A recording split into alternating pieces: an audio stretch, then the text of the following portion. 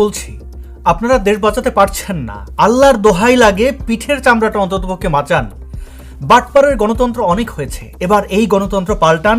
নির্বাচনকালীন সরকার প্রতিষ্ঠা করে 3 মাসের মধ্যে নির্বাচন দিয়ে জনগণের সরকার প্রতিষ্ঠা করেন।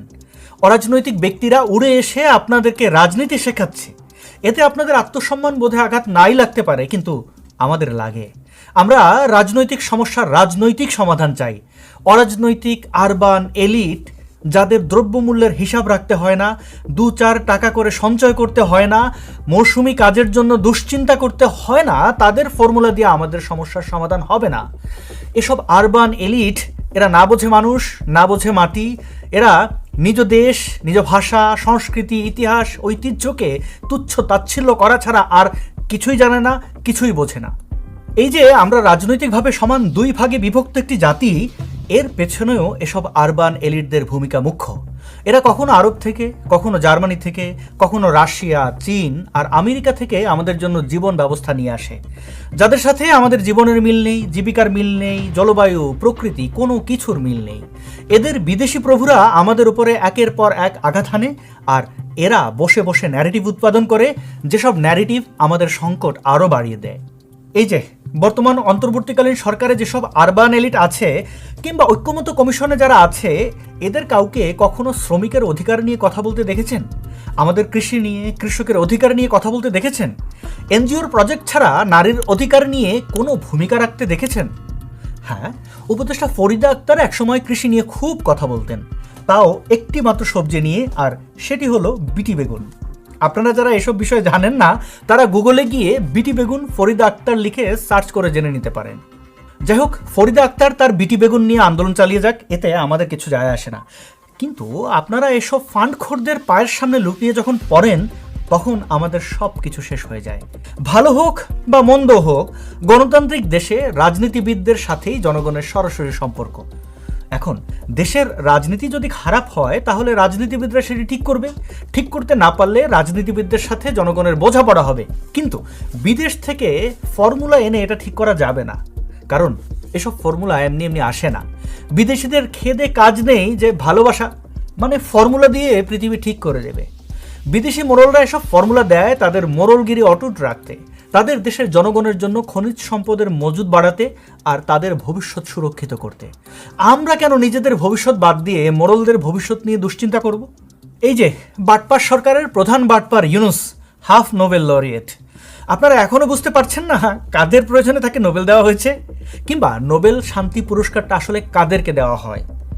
দেশের কেউ নোবেল পেয়েছে ভেবে নাচতে নাচতে নাঙ্গা হয়ে যাওয়ার অধিকার আপনার আছে, কিন্তু তাকে দিয়ে দেশের গণতন্ত্র, ইতিহাস, ঐতিহ্যকে নাঙ্গা করার অধিকার আপনাদের নেই। আপনারা রাজনীতিতে ব্যর্থ হয়েছেন, এটা সত্য, কিন্তু এর মানে এই না যে সেই রাজনীতি ঠিক করতেও ব্যর্থ হওয়া লাগবে। মানে এরকম কোনো নিয়ম নেই আর কি। গণতন্ত্রের শর্ত হচ্ছে রাজনীতিবিদরা সংকটে পড়লে জনগণের দ্বারস্থ হবেন, কিন্তু আপনারা দ্বারস্থ হলেন একজন হাফ নোবেল লরিয়েটের, যিনি কিনা 20 বছর আগে ক্ষমতা দখল করতে গিয়ে ব্যর্থ হয়েছেন। পরে দেমাগ দেখিয়ে রাজনৈতিক দল প্রতিষ্ঠা করতে চেয়ে জনগণকে SMS করেছিলেন। SMS এর জবাবে জনগণ তাকে মধ্যমা দেখিয়েছিল। হতাশ ইউনুস তখন বলেছিল রাজনীতি খুব টক, রাজনীতি খেলে পেট খারাপ হবে। কিন্তু অপমানের জ্বালা কি আর সহজে বলা যায়? এই জ্বালা মেটাতে হবে না, তাই তো আপলিটিক্যাল আহম্মকদের দিয়ে অভ্যুত্থান ঘটিয়ে হাফ নোবেল এখন জনগণের উপর প্রতিশোধ নিচ্ছে। বিদেশে গিয়ে বাংলাদেশের জনগণের নামে বদনাম করছে, বলছে বাংলাদেশের জনগণ গণতন্ত্র বোঝে না, তারা টাকার বিনিময়ে ভোট দেয়। অথচ এই বদমাসটা জানে না আওয়ামী লীগের আমলের শেষ 3টা নির্বাচনে টাকার ছড়াছড়ি ছিল, কিন্তু এই 3টা নির্বাচনেই ইতিহাসের সবচেয়ে কম ভোট কাস্ট হয়েছে। অথচ একই সরকারের আমলে সব দলের অংশগ্রহণে স্থানীয় সরকার নির্বাচনে ভোট কেন্দ্রগুলোয় উপচে পড়া ভিড় ছিল। কারণ জনগণ তার ভোটাধিকারের মাহাত্ম্য বোঝে, জনগণ জানে এই অধিকার কিভাবে উপভোগ করতে হয়, উদযাপন করতে হয়। দুঃখজনক হলেও সত্য, বাংলাদেশের রাজনীতি মূলত 2 ভাগে বিভক্ত, আওয়ামী রাজনীতি এবং আওয়ামী বিরোধী রাজনীতি। আওয়ামী রাজনীতির নেতৃত্ব দেয় আওয়ামী লীগ, এবং এটি মূলত আওয়ামী লীগেরই রাজনীতি। মুক্তিযুদ্ধ, সেকুলারিজম, উন্নয়ন ইত্যাদির কথা বলে ভোট আদায় করার ক্ষেত্রে দলটির সফলতা বেশ ঈর্ষণীয়, যদিও তারা মূলত দুর্বৃত্তায়নের রাজনীতিই করে। অপরদিকে আওয়ামী বিরোধী রাজনীতির নেতৃত্ব দেয় বিএনপি। দুঃখজনক বিষয় হচ্ছে এই দলটির জন্ম এবং রাজনীতি দুটোই মুক্তিযুদ্ধ বিরোধী।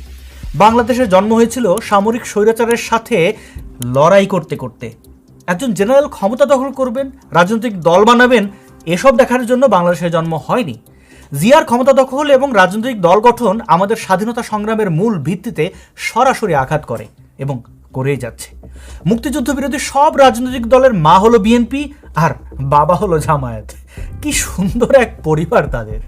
শুধুমাত্র দেশ বিরোধী তৎপরতার সময় তারা তাদের পরিবারের সকল সদস্য এবং নিকট ও দুঃসম্পর্কের সব আত্মীয় স্বজন নিয়ে ঐক্যবদ্ধ থাকে।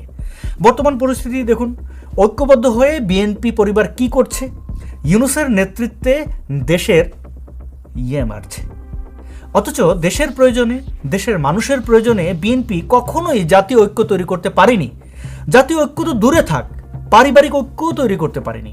আওয়ামী লীগ যখন একের পর এক বিতর্কিত নির্বাচন দিয়ে দেশের গণতন্ত্রকে হুমকির মুখে নিয়ে যাচ্ছিল, বিএনপি তখন কি করছিল? বিএনপিকে তখন বাকি সবগুলো রাজনৈতিক দলকে ঐক্যবদ্ধ করেছিল? সবগুলো দলের আশ্রয়ে হয়ে গণতন্ত্র রক্ষার জন্য, দেশ বাঁচানোর জন্য জীবনপণ লড়াই করেছিল? না, করেনি। কারণ বিএনপি তখন অন্য কিছু নিয়ে ব্যস্ত ছিল। দলের চেয়ারপারসন খালেদা জিয়ার বাড়ির জন্য আন্দোলন করছিল, খালেদা জিয়ার মুক্তির জন্য সংগ্রাম করছিল। 2018 সালে তারা ভোটারদেরকে বলেছিল, আপনারা খালেদা জিয়ার মুক্তির জন্য ভোট দিন। সেবার বিএনপি কিন্তু গণতন্ত্র রক্ষার জন্য কিংবা দেশ বাঁচানোর জন্য ভোট চায়নি। খালেদা জিয়া তো এখন মুক্ত, আমাদের গণতন্ত্রের কি অবস্থা? দেশটাই বা কেমন আছে? সে কি ঠিকমতো খায়, নিয়মিত স্কুলে যায়, শান্তিতে ঘুমায়, স্বপ্ন দেখে? শুনুন, হাসরের ময়দানে যেতে এখনো অনেক দেরি আছে। আমলনামা ঠিক করার সময় ফুরিয়ে যায়নি। আপনাদের রাজনৈতিক প্রতিশোধের প্রতি জনগণের বিন্দুমাত্র আগ্রহ নেই। জনগণ তার প্রতি করা অবিচারের বিচার পেলেই খুশি। তাকে কাজ করতে হয়, আঁটোসাঁটো জীবনযাপন করতে হয়। বিএনপির প্রতিশোধের রাজনীতি নিয়ে জনগণের বিন্দুমাত্র আগ্রহ, উৎকণ্ঠা কোনো কিছুই নেই। আপনারা অনেক ড্যামেজ করেছেন, এবার সেটা কন্ট্রোল করেন। কানে ধরে ভালো হয়ে যান। দেশে সুস্থ গণতন্ত্র আনতে হলে জামাতকে তালাক দিন, মুক্তিযুদ্ধ নিয়ে বদমাশি বন্ধ করেন, ইতিহাস বিকৃত করবেন না, পরাশক্তিগুলোর কথায় নাচবেন না। আপনি যতই এদিক সেদিক দৌড়দৌড়ি করেন না কেন, মুক্তিযুদ্ধ ঠিকই কান ধরে আপনাকে জনগণের কাছে নিয়ে আসবে। কারণ মুক্তিযুদ্ধ বাংলার জনগণকে একটি দেশ দিয়েছে, জাতিরাষ্ট্রের পরিচয় দিয়েছে, বেঁচে থাকার স্বপ্ন দিয়েছে। এই দেশের রাজনীতিবিদরা বাটপার ইউনূস ও তার গ্যাংয়ের পা চাটবে এজন্য দেশ স্বাধীন হয়নি। দেশের মানুষ গণতান্ত্রিক আন্দোলন সংগ্রামে এজন্য জীবন দেয়নি। দেশের রাজনীতি ঠিক করুন। অর্থনীতিতে ধস নেমেছে, নির্বাচিত সরকারকে ক্ষমতায় এনে অর্থনীতি ঠিক করুন। বেকার মানুষের মিছিল দীর্ঘ থেকে দীর্ঘতর হচ্ছে। জননিরাপত্তা বলে আর কিছু অবশিষ্ট নেই। নাগরিক আনন্দ উৎসব বলেও কিছু নেই। পররাষ্ট্রনীতি, আন্তর্জাতিক সম্পর্কেরও অস্তিত্ব নেই। শিক্ষা প্রতিষ্ঠানগুলো স্থবির হয়ে গেছে। সকল উন্নয়ন কর্মকাণ্ড বন্ধ হয়ে আছে। 4,000 কোটি টাকার প্রকল্পের প্রায় 97% শেষ হয়েছিল, অথচ এই সরকার সেই প্রকল্প বাতিল করে দিয়েছে। এসব তামাশা বন্ধ করুন। সংস্কার, জুলাই সনদ, পিআর, গণভোট এসবের সাথে জনমানুষের সংকটের কোনো সম্পর্ক নেই। আওয়ামী লীগকে শায়েস্তা করতে গিয়ে জনগণকে প্রতিপক্ষ বানিয়ে ফেলবেন না। দ্রুত নির্বাচনের ব্যবস্থা করুন। আর ব্যালট পেপারে যেন সবগুলো মার্কা থাকে, সবগুলো মার্কা। সেটাও আপনাদেরকে নিশ্চিত করতে হবে যে সবগুলো মার্কা আছে, নৌকা সহ। ব্যালট পেপারে 2-4টা স্বাধীনতা বিরোধী মার্কা না থাকলে কিচ্ছু যায় আসে না, কিন্তু নৌকা মার্কা ছাড়া এই দেশে নির্বাচন সম্ভব নয়। মানুষ ভোট দেবে কি দেবে না সেটা মানুষের উপরে ছেড়ে দিন, ভোটারদের উপরে ছেড়ে দিন, কিন্তু আওয়ামী লীগকে নির্বাচনে আনতেই হবে আপনাদেরকে। আওয়ামী লীগ ছাড়া এই বাংলাদেশে নির্বাচন হবে না। এই নিয়ে কোনো গোয়ারতুমি করবেন না, কারণ গোয়ারতুমি করলে আপনাদের পিঠের চামড়া আর থাকবে না।